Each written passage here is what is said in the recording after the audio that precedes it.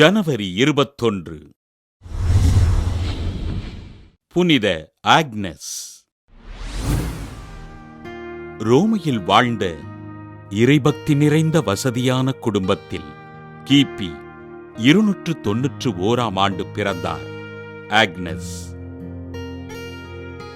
சிறுவயது முதலே தன்னை இறைவனுக்கு அர்ப்பணித்து இறை பக்தியில் வளர்ந்த இவர் தமது உடலும் உள்ளமும் இறைவனுக்கே உரியது என்பதில் உறுதியோடு இருந்தார்.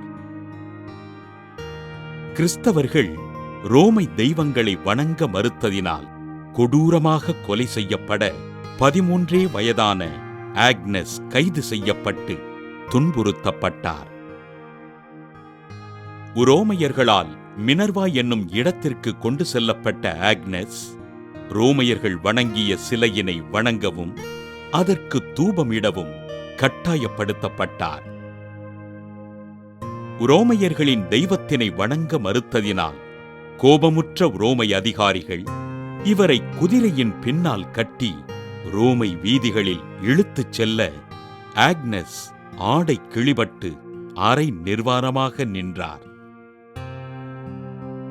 ரோமையர்கள் தீய சிந்தனையோடு ஆக்னஸினை நெருங்கியதால் நெருங்கிய ஒவ்வொருவரும் கண் பார்வை இழந்து போக ஆக்னஸ் ஆண்டவரிடம் அவர்களின் பாவங்களை மன்னிக்கும்படி ஜெபித்தார்.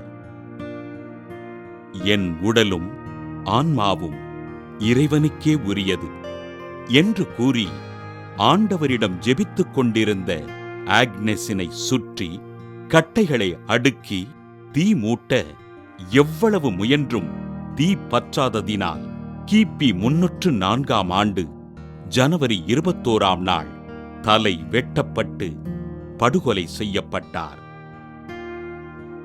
என் உயிரே போனாலும் ரோமையர்கள் வணங்கும் சிலை தெய்வங்களுக்கு வணக்கம் செலுத்த மாட்டேன் என்று கூறி ஆண்டவர் இயேசுவே உண்மையான கடவுள் என்று சான்று பகர்ந்த ஆக்னஸினை திரு அவை புனிதராக உயர்த்தி திருமண நிச்சயமானவர்களின் பாதுகாவலராக அறிவித்தது.